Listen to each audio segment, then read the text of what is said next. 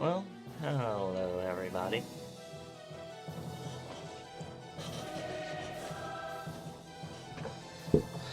Time to start my official playthrough of new game.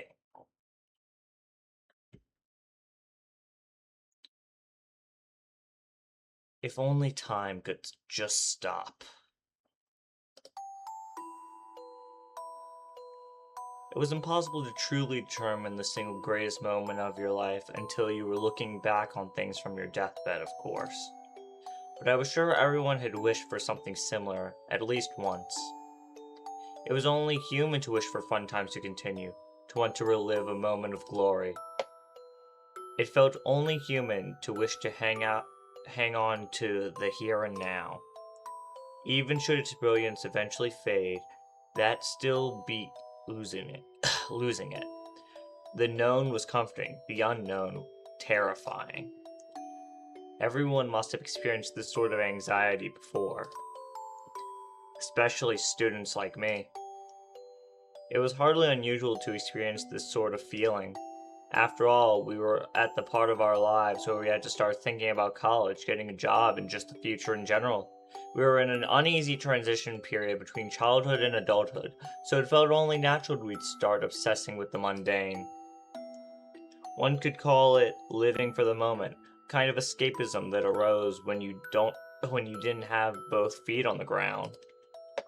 For better or worse, it was the sort of infection that didn't really do anyone any harm. You could just write it off as another facet of youth. But I didn't want to ever get over this particular strain of measles myself. After all, my life up to this point had been more than comfortable. It might have been a boring, commonplace one, but I was fine with it continuing that way forever. If time flew when you were having fun, then the solution was simply not to have fun in the first place.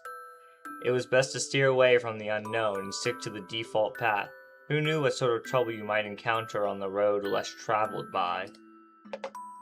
I was enamored enough of my current environment to actually entertain, more than just entertain, in fact, ridiculous notions like that. To turn one's back on the unknown and seek only the known. You could describe it as playing a game while looking at a walkthrough. That was my, Ren Fuji's, way of life.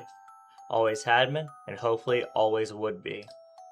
I figured that I could keep my internal sense of time set on slow if I kept up this line of thinking.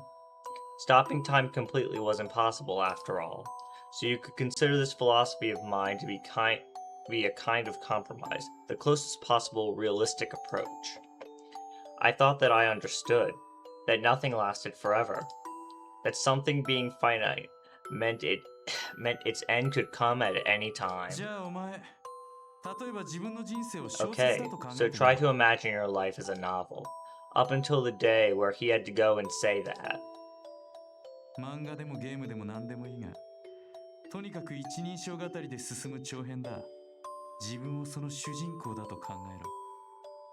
Hell, think of it as a manga or a game, whatever. The point is that it's a narrative in first person.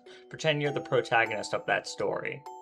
A story that continues from the cradle to the grave, an epic saga that details each and every moment, and the person that comes into your life from the minute to the moment, to the minute to the momentous.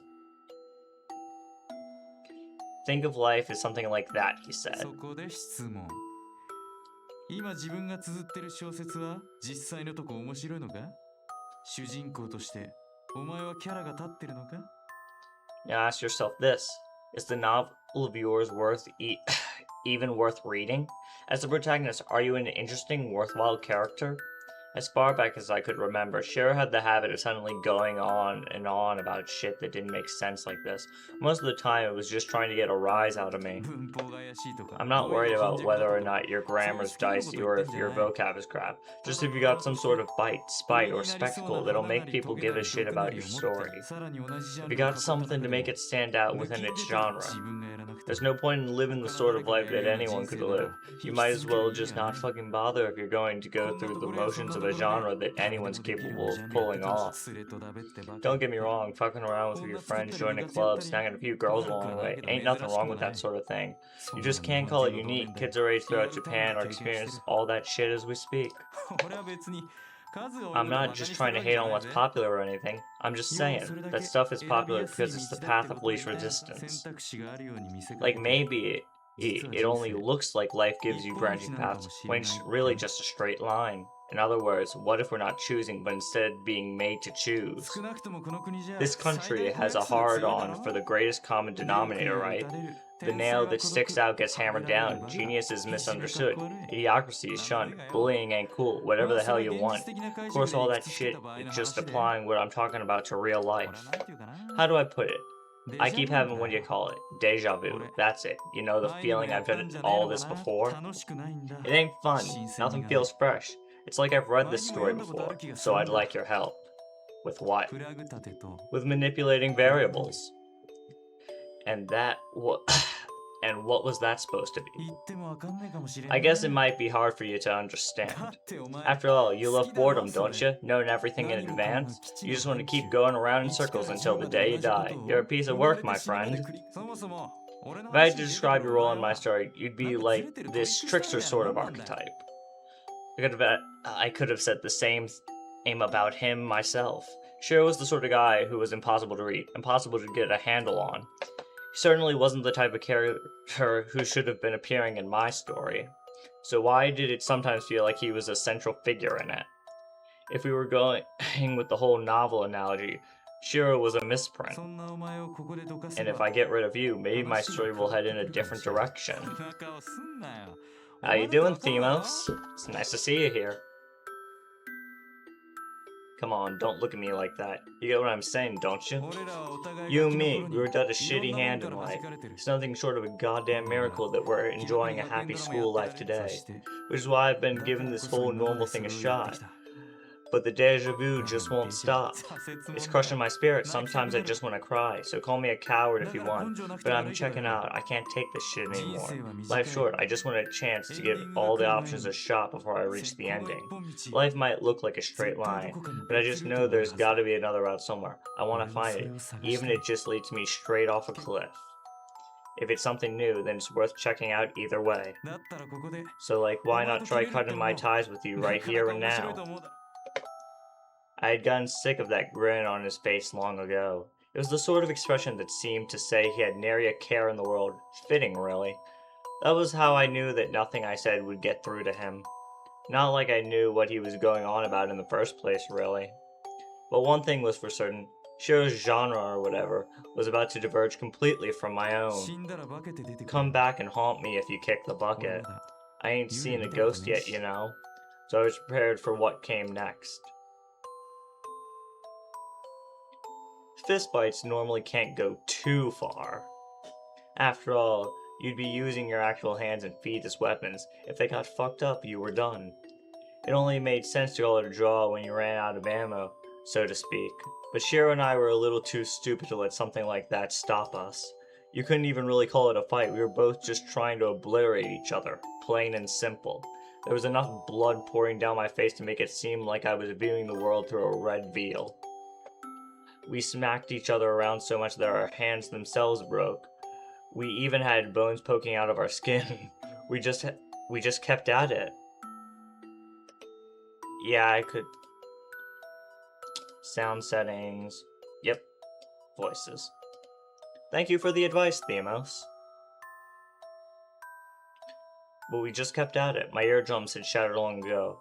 I was lost in a world of noise and violence.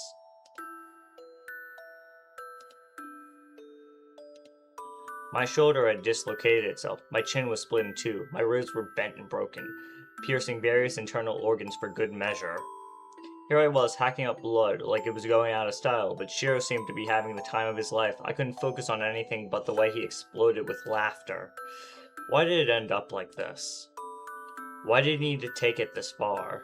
Like I said, you wouldn't understand, even if I told you. But if you stay in the city... I couldn't remember what he said after that, no matter how hard I tried. All I knew was that we continued brutalizing each other until our bodies ceased to function. It wasn't a matter of one of us deciding to surrender or passing out or whatever. We just quite literally ran out of batteries. We had both taken too much abuse to keep our bodies going with sheer willpower alone. It was no laughing matter. Our battered bodies were just lying there on the rooftop, drowning in a pool of our own blood. We probably would have died if no one had found us. But what did Shiro say? That sure was fun, huh? Seriously, how the fuck could he act like this? Like that was just some sort of game. Listen to me, dumbass. If you ever want to come at me, I'm ready and willing. Don't act like you triumphed over me, like you've gone on to the next level or whatever. Me come at you, give me a fucking break. You're the one who needs to crawl out of the gutter and come at me, shithead. How profane. Left cheekbone, upper jawbone, lower jawbone, right eye fundus, nasal bones, all varying degrees of fracture. Left collarbone, completely fractured. Upper left carpus and middle left hand bone, completely fractured. Right shoulder dislocated. Right ulna, metacarpus, and carpal bones, completely fractured. Ribs 3 and 4 of the right rib cage, completely fractured. Ribs 5 and 6 of the right rib cage, compound fractures. Ribs 4 and 6 of the left rib cage, completely fractured. Ribs 7 and 8 of the left rib cage, compound fractures. Right femur, partially fractured. Right tibia, left fibula, both metatarsals, completely fractured. Not to mention all the various sprains, bruises, cuts, and lacerations. In total, I had damaged 48 distinct locations. This is how you can tell he's the main character. He's got some serious plot armor. If you listed it out like that, it sounded like I got in a fight with a dump truck or something. I was surprised I even made it to the hospital in one piece. To be honest, though, I would have been okay with dying. It wasn't that I had no regrets, I had just kind of reached this zen state. Like if I was going to die, so be it. Maybe it would be better to say I just stopped caring. That fight had been enough excitement for one lifetime. I lost the will to do anything, barely paying attention to the world around me. I stopped giving a shit about myself either way. Despite my rather unhealthy mental state, my body recovered quickly enough to shock even the doctors attending me, more than a little ironic. Honestly, there was a part of me that wanted to laze around in the hospital a little longer, but I suppose there simply weren't enough beds to keep someone fully recovered lying around forever. The hospital staff told me that I needed to get out of there if I was well enough to be walking around. I really had no choice in the matter. I wasn't a fan of the idea of someone who actually needed care being turned away because of my selfishness. It was for the best that I complied with the staff's request. Regardless of my feelings, the world would keep on turning. They said the time stopped for no man after all. No turning back. What was done was done. Right now, the important thing was thinking about what would come next. It didn't matter whether or not I was capable of doing it. I had to face the fact that it was necessary, period. That was the only way I would ever be able to move forward. So I decided to walk out of there with a smile on my face, one way or another. I headed back to my room to pick up my things after taking care of the checkout procedure. Of course, the only real personal effects I had brought with me were some changes of clothes and an MD player. I had spent 2 months in this hospital room, but I figured cleaning it up would probably only take around 5 minutes. It had ended up taking 10, but hey, same difference. The extra 5 were a result of having to clean up all the junk that Kazumi brought in while visiting. There were various comics, novels, and even adult magazines. I seriously don't know what she was thinking with these, scattered all over the place, more than a dozen in total. Rather than dealing with them myself, I decided to just send them all back to her place. Okay then, take care guys. No, she's still at school. She'd just cause a ruckus if she dropped by. So I'm getting out of here before she can get here. Really? Why would you want to do that? The other patients in the same room made sure to get in a few last lighthearted jabs. I was never good at dealing with situations like this. I doubt anyone called me a sociable type, but thanks to Kazumi, the other patients would often strike up conversations with me. It would be awkward to just ignore them completely after all. My responses were always half-assed, but they didn't seem to mind. Hospitals generally had a gloomy atmosphere about them, so it was only natural that someone cheery like Kazumi would draw attention. I'll make sure to tell her to consider becoming a nurse in the future. I took my bag and turned to leave. But at that moment, what about Shiro? Shiro, being just as messed up as I was, had to be taken to this hospital. The bastard disappeared 3 days after his surgery and hadn't been seen since. I don't know, it's no business of mine where he is or what he's done. Yeah, exactly, what Shiro was up to is none of my business. I needed to stop worrying about his bullshit. Bye. I stepped out of the hospital room, putting it all behind me once and for all. It had been months since I had been outside of the hospital. The vast blue sky spread out invitingly above me. In the 2 months I had been hospitalized, autumn had turned to winter. I suddenly became curious as to whether they were already putting up Christmas decorations downtown. Well, it's not like it's out of the way. I decided it might be fun to experience my own version of the whole Rip Van Winkle experience. I needed a change of pace from the dull scenery I had been stuck staring at from the hospital window anyway. Maybe this would help get me back into the swing of things. Or so I thought. Unfortunately, even downtown, there was but the barest trace of Christmas spirit I had been expecting. It made me realize again just how laid back Suwahara City really was. Suwahara was built back around the time of World War II. Despite being in an isolated location, it was nevertheless fairly prosperous thanks to efforts on the part of the big shots in charge of the place. But Suwahara lacked in history and tradition it made up for in tourist attractions. There were any number of facilities drawing crowds with, such as an amusement park that was famous nationwide. You could call it a small town success story. Of course, I only moved there 2 years ago myself, so I wasn't really one to talk. I was definitely a fan of the landscape and general atmosphere of the city though. It seemed like a hectic place at first glance, but things moved slower in Suwahara than one might think. Once you got used to it, it was as relaxing as a baby's cradle. Of course, most people would tell you the exact opposite.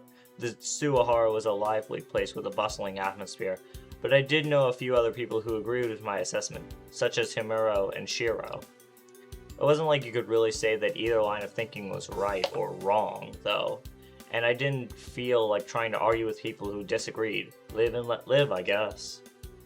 Anyway, my first foray into the city in 2 months didn't end up changing my impression of it much. Guess I'll just head home. In the end, I just came to the boring conclusion that it was the same city as ever, or as I was about to head back. Ren! And here she is, the character that I based my model off this time. A piercing wail akin to a shrieking of a banshee rang out from behind me. So much for enjoying a quiet afternoon. Ren, I know you can hear me. Hey, come on. Don't ignore me, I know it's you. Look over here. Yes, I'm talking to you, Ren Fuji. It was at times like this I questioned why I was even friends with this girl. In the first place, who would consider it a good idea to start yelling someone's name in the middle of the street like that? Dude, keep it down a bit. Congratulations on being discharged! So, how you feeling? You doing good? Doesn't hurt anymore, does it? What is that look supposed to mean? Something wrong? I wanted nothing more than to tell her that yes, I was in a great deal of pain just now, and she had just walloped me something good on the shoulder, but I settled for just giving her a dirty look. This was Kazumi Ayase, my childhood friend of the same age. She was the head of the kendo club at our school. As you can probably tell by this incident, she was rambunctious enough to have competed at the national level several times. And here she was giving me the same wide smile as usual. I suppose this sort of upbeat attitude was one of her strengths. What are you even doing here? What, you got a problem with it? No, just that it feels unnatural, that's all. It was the middle of day, wasn't she at school? I mean, why wasn't she at school? You skipping? Heh, well, kinda. Why?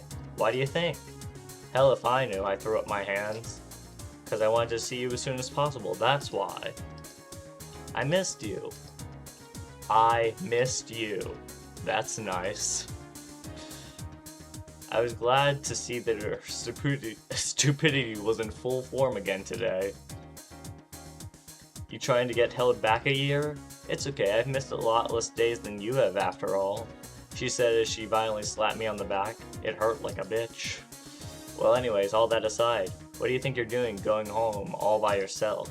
Did you forget that I said I'd come to pick you up? I didn't, it's just, I wasn't exactly expecting her to skip school just to come pick me up, and it would have been a pain in the ass to wait around that long. I tried to explain my line of thinking, but Kazumi wasn't having any of it. Were you planning to call me later or something? Definitely not. Wait, what was your phone number again? God, this is why you're such a pain in the ass. Huh? What's that? You can't use a cell phone? What area are you from again? Is there really someone out there who doesn't know how to check their call history? Rude, I do know how to do that much, thank you. Then hand it over, you jerk. Kazumi snatched away my cell phone and began to tap away at lightning speed. Okay, now I'm at the top of your contacts list, got it? I'll be pissed if you delete me. Actually, I'll beat the crap out of you. What a violent woman. Though I could understand, this guy's been kind of a jerk inside of his head. Don't say that with a smile. By the way, what's this Venus of Love refer to? Little old me? Well, I'll just change it to Crazed Berserker for now. Don't, and besides, Crazed Berserker is just redundant. It's like saying my headache hurts. Yeah, well, I really want to emphasize it. Besides, if you want to call yourself Venus, you could try acting a little more girlish for once. Whose fault do you think it is I'm acting so bitchy, pretty boy? Shouldn't you be like grabbing my hand with all your might and saying, "Thank you, Cosme, you're my angel," or something? I don't know. At least a few words of gratitude couldn't hurt, you know? Hey, I'm talking to you.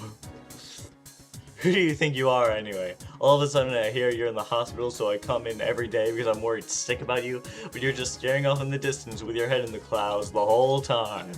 And then you have the nerve to just leave the hospital by yourself and go loafing around. Are you serious? Get motivated. You want a piece of me, bitch? Be gone from here, Stream Boo. I'm having fun with this amazing woman. I don't think motivation is the issue here. Kazumi seriously needs to cool it before she pops to Vane. She was the one acting unreasonable here. I'm gonna be honest, I don't think she is. She's been acting pretty sane. Maybe she would calm down a bit if I actually did the whole my angel thing, but I really did not feel like going through with that. And while I'm at it, however, I did have just the thing to shut her up. So you know I had all that stuff you brought in my hospital room sent back home. Wait, what? Well, not like I could just throw them away, right? So I sent them back to the owner. That was the sensible thing to do, wasn't it? Hold on a second. You mean all of them? Yeah, all of them. The comics, the books, and of course the magazines full of naked ladies. Or wait a minute, by home. Where exactly are you referring to? Your mom's place? No way! You're kidding, right? You know I suck at telling jokes. You serious? Dead. It would have been a sad day indeed for Mrs. Ayase once she received the package and learned what exactly her daughter had been buying. You scumbag! I felt like I was going to die from embarrassment just buying that stuff. Then don't buy it. But hey, did you get some use out of them? Now that you mentioned it, the other patients in the room with me had been big fans of those magazines. They didn't pester me while they were occupied with them, so I guess you could say I got use out of them after all. More or less, yeah. No way, you serious? I had no idea you were that kind of guy. Define that kind of guy. Hey, tell me which issues and what pages were the most helpful. Come on, just say it. Aw, you're so cute when you get embarrassed. Well, it's no business of mine what you're into. Anyways, I bet you're glad that all your wounds have finally healed up, especially right here. She said, poking my cheeks with her thumb. You were covered in bandages all the way up until yesterday, so I assumed you'd have a scar or two. Indeed. But, I mean, what are you gonna do? You're stuck in the hospital. The best you can do is like do something on a computer, a phone, read a book, or you know, what those guys did. My only complaint is, we're clearly at a point in time where they have the internet, so why are they still using magazines? Oh yeah. Shiro had been wearing armored rings during our fight, so my cheeks were cut up to hell and back when I first entered the hospital. I didn't really care if it left scars or not, but Kazumi got so worked up over it while I was recovering that I kept my face covered with bandages just so she would shut up about it. Case in point, you got such a pretty face, it'd be a total waste if it got all scarred up. There were a few things I'd just like more than being told my face looked pretty. Back when I was a kid, I used to get mistaken for a girl all the time, unpleasant memories to say the least. And even as a teenager, it still happened from time to time, despite the fact that I was hardly short or anything. Oh, you'd be so lucky to be called pretty. I know plenty of men who would love to be called pretty.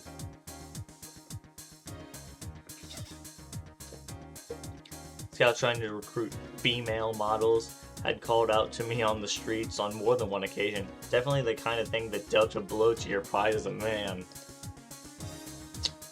I got a solution for you. You can keep your pride as a man. Just be a femboy. Revolutionary stuff, I know. I am a once-in-a-generation thinker that only occurs every 10,000 years. Truly a mind amongst minds. Champion of men and femboys. But I digress, let's get back to this visual novel. I decided to let Kazumi have a piece of my mind. Did you skip school just so you could tell me that? What, you mean congratulations on getting discharged? Yeah, if you don't have anything else important, I'm going home. Oh geez, you have to be so blunt? Totally not cute. If you want to have some fun, all you gotta do is say so. Huh? What are you talking about? What do you think? I'm asking if you'd like to go on a date while we're out here. Hell no. That was so fast. Well, whatever. Not like I want to go on one anyways. It's fine. I'll just be on my way. It's no skin off my back. I wasn't sure I understood what was going on inside Kazumi's head at that moment. But that was probably for the best. But you know, if Rhea bitches at you later, no, it's totally your fault, okay? What? Why bring up Himuro here? What's Himuro got to do with any of this? Well, she ordered me to go on a date with you. The hell, what on earth was she thinking? I like how this Rhea woman thinks. And you agreed to that? Well, I mean, I was scared of what she'd do if I said no. I wouldn't describe her as scary. I mean, she was the type that was a little hard to get a handle on, but still. A date, huh? You don't want to? It's not that, it's just that I didn't know where we'd even go. Like, just going to the amusement park with Kazumi didn't feel like anything special. I'm not made of money or anything, you know. Me neither. I was about to tell her that we should just forget about it, but Kazumi suddenly started fishing around in her bag. We don't need to worry about money. Rhea's always on top of stuff like this. She finally pulled something out. Two tickets. It's all been arranged, see? Himuro had provided us with tickets to the local museum. Not exactly what you expect a teenager to pick. So did this mean the whole date thing was already set in stone? Come on, let's get going. It would seem the answer was yes.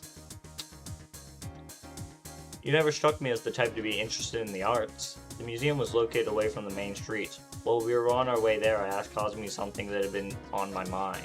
It wasn't a huge museum or anything, but it was a fancy sort of place that frequently held exhibits for paintings, ceramics, and the like. It didn't seem very Kazumi to me. You're saying it doesn't suit me? I was wondering about that, just saying that it might fit Himuro better. You know, it seems like you're calling me unproductive. Can't say I like that. So have you ever produced anything? I can cook. Let Kazumi cook. Was that really so special? Not that I was one to talk. Cooking and me went together about as well as oil and water. Well, putting aside your cooking for the time being, what sort of exhibit are we seeing exactly? Can't you read? Kazumi flashed the ticket at me, a wicked gleam in her eye. Frankly, the text on the ticket was printed so large that it would have been impossible not to notice, but remind me just in case. I was still holding out hope that I was just seeing things, because if I wasn't, then it means we were straight on our way to a gala featuring an assortment of objects I was not interested in seeing. Unfortunately, it's the Blades of the World exhibit. My hopes were thoroughly crushed. This was no way to treat someone who had just got out of the hospital. Eventually, we reached the museum. Though Kazumi had to basically fight me tooth and nail the rest of the way there, I'd spare you the details of her dragging me around the place after we got there. I prefer not to remember. And so... Hey, come on, how long are you gonna keep spacing out over there? Kazumi muttered in exasperation while looking at a Nepalese knife known as a kukuri? I think that's how you pronounce it, kukuri. I couldn't help having a sour look on my face. The mere sight of these kinds of blades had made me nauseous for as long as I could remember. Why did she take me here in the first place? She knew full well I wasn't good with sharp objects. How pathetic can you get? It's not like they bite, you know. Why do you hate them so much? Well, Tone was genuinely curious. Unfortunately, this wasn't something I had a clear answer for. Well, do you have a reason for hating caterpillars? Huh? I think they're cute. There's just some... Wait, did he say hating or loving? Yeah, he said hating. Huh? I think they're cute. There's something just lovable about them. What about cockroaches? I'd just smash them if I found any. Yeah. Okay, how about snakes? I think it'd feel nice to have one wrapped around you. They're cold-blooded and all. Wonderful. I suppose I was wrong to expect a girlish response out of Kazumi in the first place. You say something? Don't worry about it. Whatever the case, these things didn't sit well with me. Little Miss Kendo over here might have found the blades on display fascinating, but I was definitely not having a good time. We've already checked out everything there was to see. Can't we just go home already? Aw, but that's no fun. Aren't we on a date? I can't see how you'd find being on a date with me fun. Well, you could make it fun if you fixed that attitude. She was telling me this?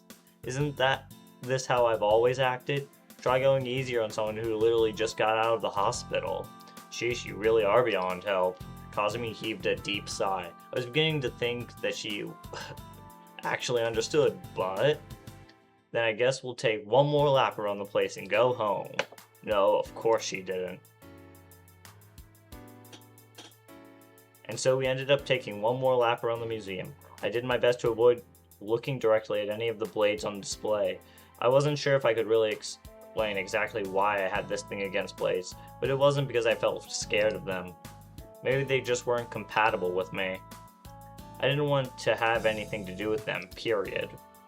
It just felt like mixing Renfuji and bladed weapons was a bad idea, like putting ketchup on a donut. Ren, I hate to tell you this.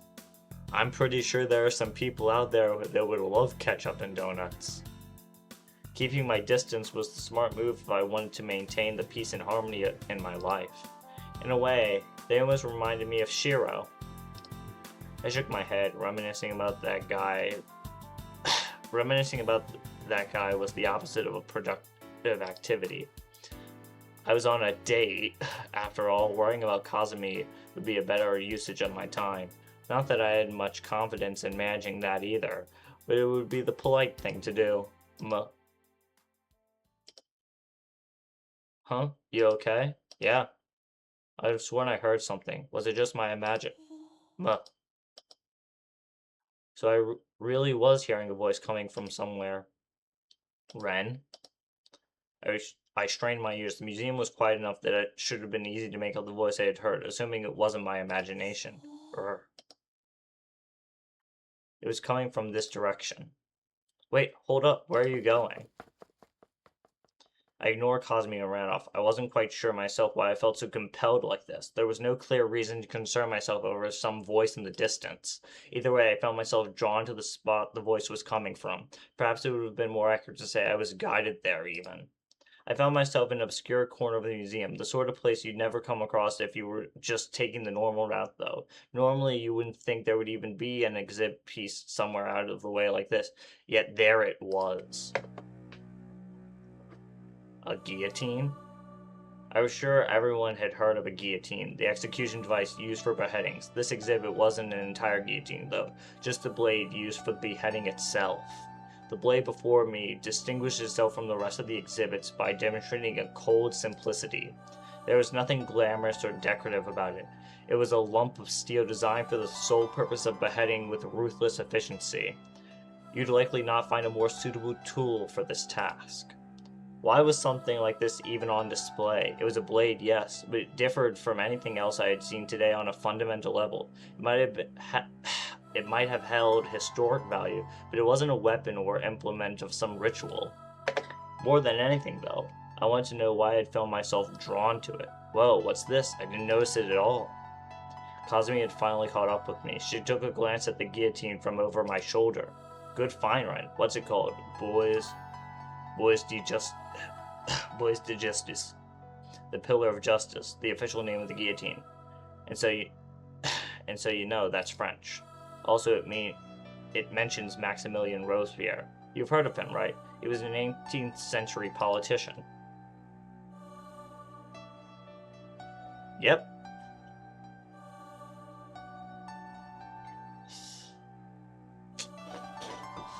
He's my cousin on my mother's side. First one in a generation not to be named John. I was named Jean. You mean the one from the Reign of Terror? Yeah, it says this is the one he used. Robespierre was a key figure during the French Revolution, the man responsible for sending those opposed to the Reign of Terror to the guillotine. Ironically, his end would come by the same device he had employed upon so many of his political opponents in the bourgeoisie. This was supposed to be from back then. It seems kind of fishy to me. It doesn't feel all that authentic. Yeah, but having it put down on paper like that kind of gives me the chills. You and me both. Authenticity aside, the idea of putting something like this on display was simply in bad taste to begin with. How to put it? This whole thing felt too raw. The object on display here was a tool of execution, nothing more, nothing less. So perhaps it was only natural that. How many people do you think this thing killed? One would find themselves asking that question, precisely because the lack of ornament present in the other exhibits made its nature as an implement of death apparent. Try not to think about stuff like that. This isn't the sort of thing you should be gawking at. Well, yeah, but aren't you the one who found it in the first place? Is it so surprising that someone would take notice of an unpleasant thing like this? Rivers of blood, screams echoing in the distance, all sort of visions of death ran through my head when looking at this thing. It wasn't often you found something that so clearly embodied the negative side, the original intent of a blade. Given that Robespierre's name was attached to it, it had to have been from the 18th century. If it really had been used during the French Revolution, it was safe to say that it executed hundreds of people. Some would actually describe the guillotine as a merciful form of execution. It was designed to sever heads at exactly the right angle and velocity to ensure the criminal met a swift, painless death. An instant death delivered at lightning speed. There was a reason some called it merciful. It's easy to get the wrong impression from rivers of blood and mutilated corpses the guillotine produced, but for someone facing execution it was probably far preferable to being hanged. Well, assuming that the victim died before they had a chance to feel the pain of being decapitated, that is. I found myself thinking about exactly the sort of thing I had just told causing me not to. Let's go. To be honest, this thing is making me sick. Yeah, you're right. Sorry. Hey, you're looking kind of pale there. You okay? I'm fine. It's not like I'm feeling physically. Before I could get the word ill out, you're the same. I heard the voice from earlier again, more clearly than ever. You're the same as him. Why did I react the way I did? If only I hadn't paid attention. If only I had ignored it. If only I hadn't looked at it. If only I hadn't spun around to face that dreaded blade.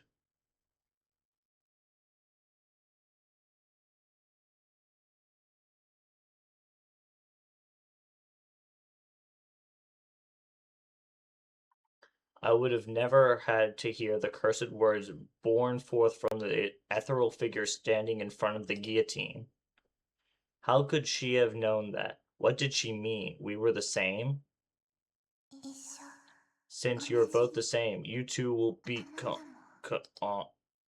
The girl standing before me had the skin of the purest white, yet that beauty was irrevocably tarnished by a violent streak of crimson across her neck.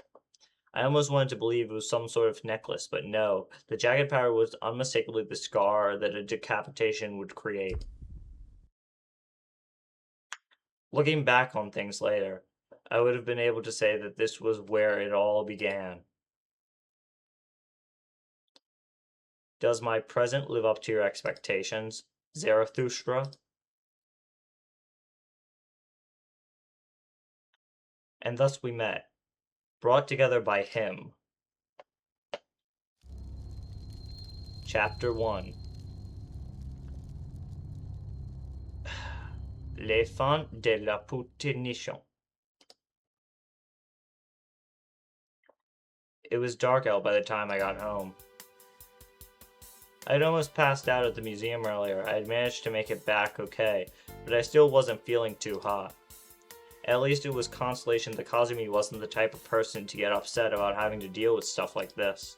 However, on the other hand, hey Ren, are you sure you're okay? That also meant that she was the type to fret endlessly. My current goal was to figure out some way to make her leave me alone. If I didn't, she was liable to try to spend the entire night here watching over me or something. If you're still not feeling well, you could try lying down. Should I make you some rice porridge? Seriously, you don't need to do that. I'm fine. I'm off to bed now, so go home. I knew that she was just trying to help, but I still couldn't really think straight after what happened earlier. I probably came across as harsher than I intended.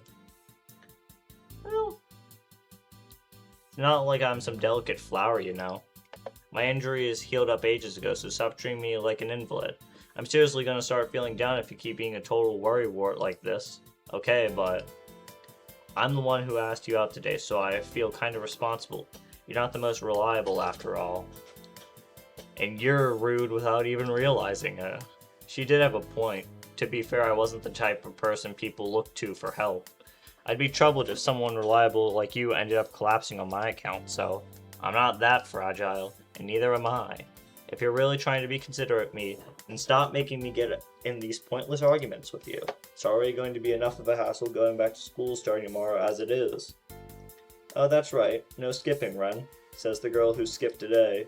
I'll be fine. I make sure to go every day, so one day off won't kill me.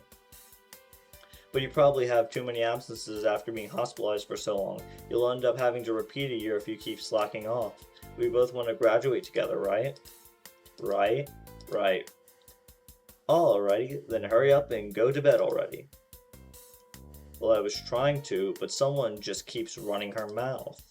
Oh, shut up, invalid boy. No back talk, you hear me? Yeah. Shut up, invalid boy. Kazumi threw some sheets on top of me? Surely there were less direct methods of getting someone into bed. Okay, good night. I'll come over and wake you in the morning. That's fine and all, but while I'm at it, yeah? Make sure you actually leave through the door this time, okay? Hey now. Did she think she could get away with anything just by laughing it off? Just, you know, such a hassle. That hassle is considered common sense besides. I gestured to the wall next to me inside. The landlord's gonna get pissed if you keep it up. Just because we're next door neighbors doesn't mean you should. She would be in deep shit if the landlord found out that she had knocked out a goddamn hole in the wall and turned it into some sort of corridor. Like this was some sort of thing people got kicked out for.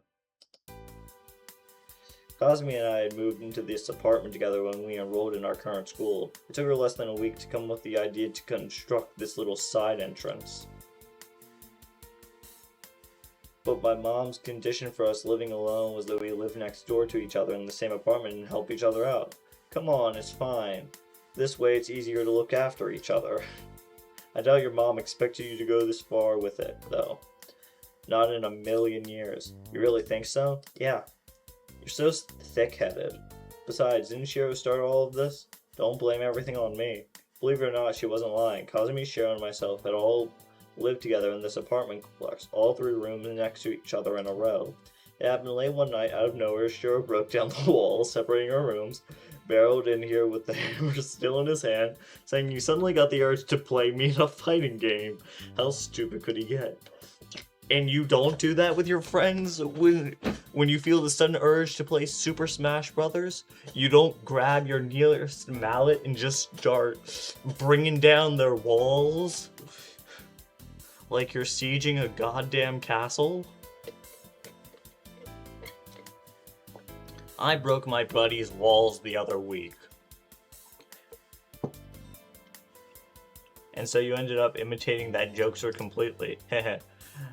Though I didn't use something as barbaric as a hammer. She was barbaric enough to go down to the hardware store the next day and buy a power saw, some tarps, and a mask at least.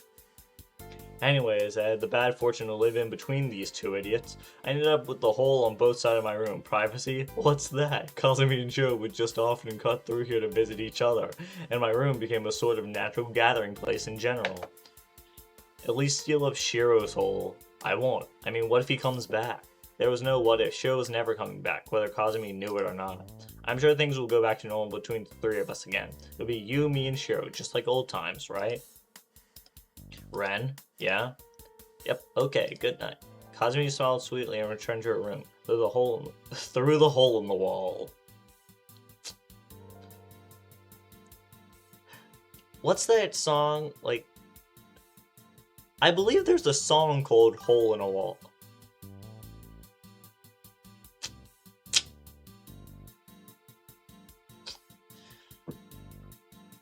Demos. You and me. Great minds. We think so similarly.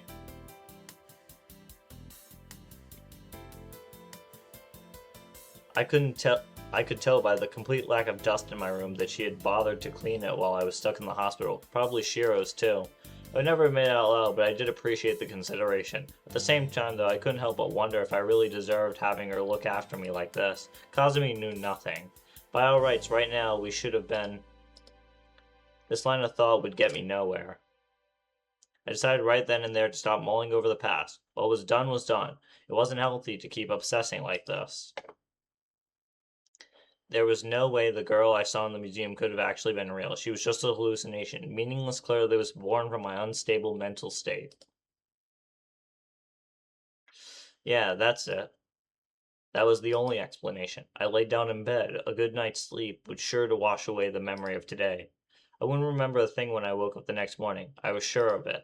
I stared up at my own ceiling for the first time in 2 months. Amid familiar surroundings, I drifted off into sleep, gripped by a slight unease rather than a sense of comfort.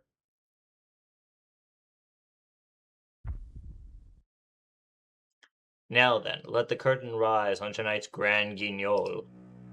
'Tis a pleasure to make your acquaintance, my dear Zarathustra. I am but a humble jester, come to present you with an opera.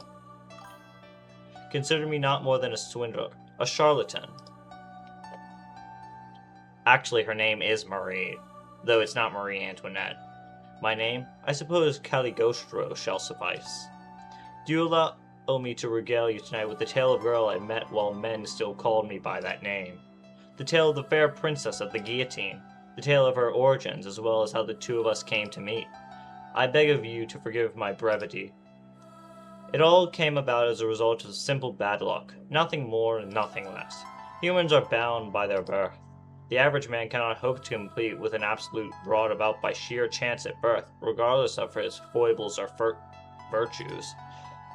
My story deals with just such circumstances. Unfortunately, there are many who fail to grasp the subtleties of these matters. Allow me to apologize for beginning by airing such tiresome grievances of mine. The less reasonable among us have a tendency to seek an explanation for anyone who they perceive as breaking the mold, be they a mighty hero, a blithering madman, or a miserable victim. Did they research their status through tireless effort? Perhaps because they possessed a rare resolve. Or did they reach their status through tireless effort? Perhaps they possessed a rare resolve. Or could it be of some traumatic event in their past? Preposterous assumptions, the lot of them. It's all nothing more than self-projection on the part of the common man. An expression of the fanciful idea that they too could have turned out that way. That they too are capable of reaching the same level should they be granted the same opportunity. Such sentiments are little more than masturbation, pitiful attempts to drag the supernatural down to their level and reduce it to something they are capable of understanding. Miserable knaves, the lot of them. They are incapable of cherishing their fellow man without forcing themselves to believe that all others operate on the same logic as them. Such fools would be better off conversing with a mirror. You will no doubt find tonight's story unpleasant, but I trust that your soul is not tainted enough to imitate the folly of lesser men. In this world, there exist beings of utmost purity. Yes, I speak of her. Search the entire universe, and you shall find in no peer. From the moment of her birth, she was complete. She did not, and would never receive even the barest mite of influence from the vulgar outside world. The scar on her neck ever flagrant. Her words pregnant only with hex. fated to remain forlorn, doomed to never be loved. Even an existence such as mine could not compete with a being as miraculously immaculate as her. For the first time I laid eyes upon true beauty. I clutched a hand to my chest, overcome by the nature of her being. Ah, how wonderful was man to bring forth something so spectacular by mere chance! I knew immediately on some primal level that hers was not a state of being that others could hope to aspire to. One could devote his life to unraveling the mysteries of dusty grimoires and never so much as set foot upon the mystic plane that was her dominion. She was absolute in her otherness. I must confess, I found myself envious of her. I'm sure you scoff at the very notion, of course. I can say that meeting her was the only true moment of brilliance to be found among the miserable ordeal of my life. In a way, it represented a loss on my part, yet defeat has never tasted sweeter. I finally discovered a goal to strive towards amid the endless expanse of the wasteland that I had wandered aimlessly for so long. I shall kneel before you, my beloved queen. I shall devote my very being to you, to the task of leading your soul to salvation. That shall be my opera, the day of wrath that shall rend asunder the accursed ghetto that is this universe. Come now, 'tis time to take center stage, Zarathustra. Take her hand and lead her in dance. I would like nothing more than for you to dazzle me.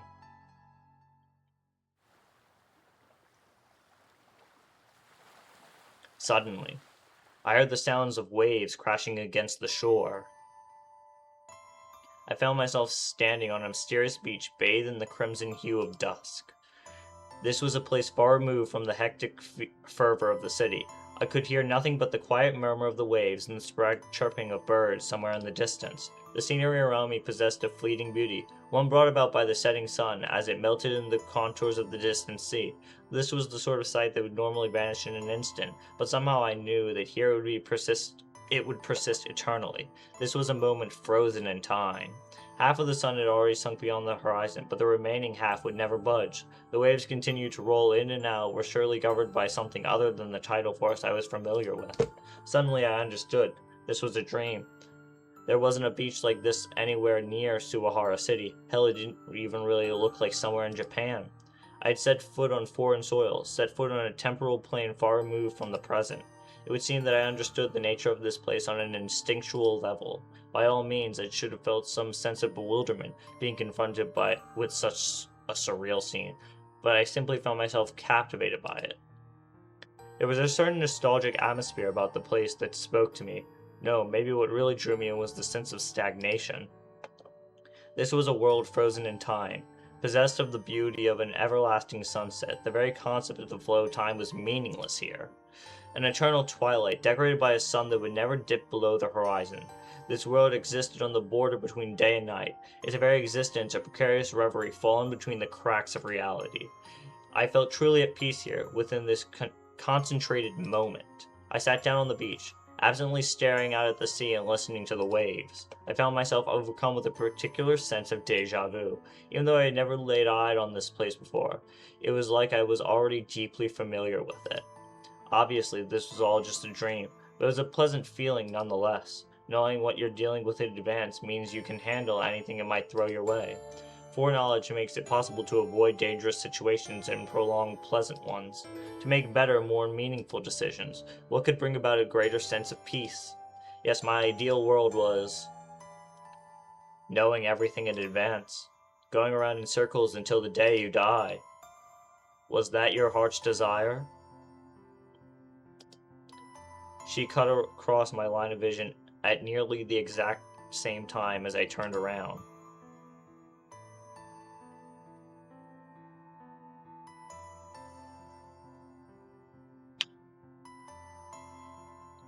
For the first time, I knew what it meant to have your breath taken away.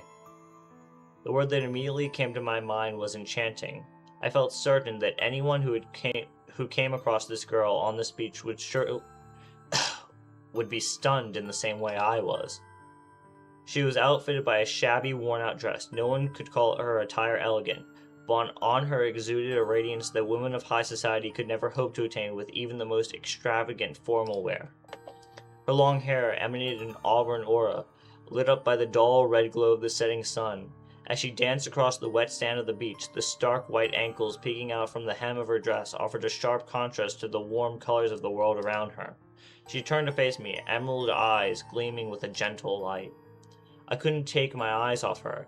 She was like a gemstone cut into human form. As I stared, she began to sing, a ghost of a smile playing across her face. I could only give myself unto her song until the sweet refrain brought forth by her heavenly voice. The words La Font de la Punition suddenly flared through my head. I didn't know what those words meant or why they came to me now. Her song was a melody unfamiliar to me. However, I felt certain that it was some form of prayer, perhaps a hymn, unbeknownst to all but her. The girl before me was utterly pure, removed from our base world. How could a melody spilling forth from her lips of being so immaculate be anything but a prayer? Was it possible to listen to a song you had never heard before within a dream? I didn't know, but there was no sense in pondering such questions. She was beautiful, plain and simple. That was enough to make everything else seem. Something felt vaguely out of place. Was I overlooking something important? The stirring of emotions I had felt up to that point dissolved. Listening with a clear head, the lyrics of her song began to form intelligible sentences. I had been a fool. Throughout Japan's history, twilight, the borderline between day and night, had been regarded as the time when the boundaries between the natural and the supernatural grew thin. Twilight was when the inhuman walked among the living. All along, this girl had been mad. Blood, blood, blood, it wants blood. Shower the guillotine with drink. May the guillotine thirst be quenched. What it wants is blood, blood, blood. She continued singing, the same smile as ever adorning her features. Her emerald eyes were as clear as the surface of a pristine lake, without a trace of malevolence to be found, which was precisely why the scene before me was so horrifying. She possessed a childlike innocence, in jarring contrast to the utter profanity of her accursed song. Blood, blood, blood, it wants blood. Her song reverberated inside my head, splitting itself into seemingly endless echoes. As I stared at her, I caught a glimpse of the crimson band around her neck through her disheveled hair, unmistakably the work of a guillotine's blade. What it wants is blood, blood, blood. This was the same girl I had met in the museum. The cursed girl who had met her end by the guillotine. La Fontaine de la Punition. The damned girl. It wants blood. I was assaulted by a sudden brutal impact, as if I'd been hit by a semi. My vision went black. In the next moment, I found myself in the midst of a turbulent crowd, gathered around a gallows set up in the center of a plaza. A torrent of sheer delirium fueled by fear and hatred and a dark elation consumed everything. The scenery around me little more than churning chaos. A deafening chorus filled my ears. Je vous la sang sang sang et sang. Blood, blood, blood, it wants blood. Donnez le sang de guillotine. Shower the guillotine with drink. I'm sorry for my terrible French. I know a little bit, but I do know of a friend who speaks French. I'll get him to read this to me afterwards. May the guillotine's thirst be quenched. Pour guérir las... Yeah, I can't read that. Je vous la sang sang sang et sang. What it wants is blood, blood, blood. The frenzied crowd was singing the same song that I had heard only moments earlier, back in the time period when public executions like this were commonplace. It must have been the hymn they offered before the guillotine. The elites, the clergy, and the common man had come together, all for the simple purpose of seeing a criminal decapitated before their eyes, to see my head fly from my shoulders. That's right, don't ask me why, but the criminal strapped to the guillotine was none other than myself. Next to me, some sort of official was calling out to the crowd, speaking a language I didn't recognize. It would seem he was recruiting a volunteer to act as the executioner. It wasn't long before a man emerged from the crowd. He released the guillotine blade, and my head tumbled to the ground, bathed in the queer tones of the eternal dusk. My spine was severed in an instant, inducing ataxia, but my ability to feel pain had been lost along with the connection between my brain and the rest of my body. I could do nothing but stare up at my headless body as it spewed forth blood. Ah, my heart was still beating.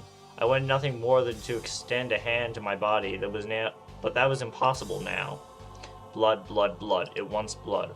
All I could do was lie on the ground listening to that abominable refrain.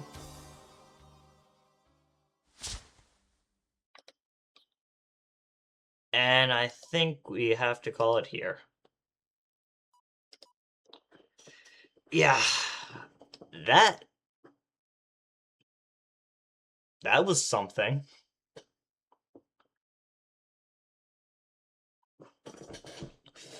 It was certainly some. Uh, I don't know how to describe it. I really liked it though.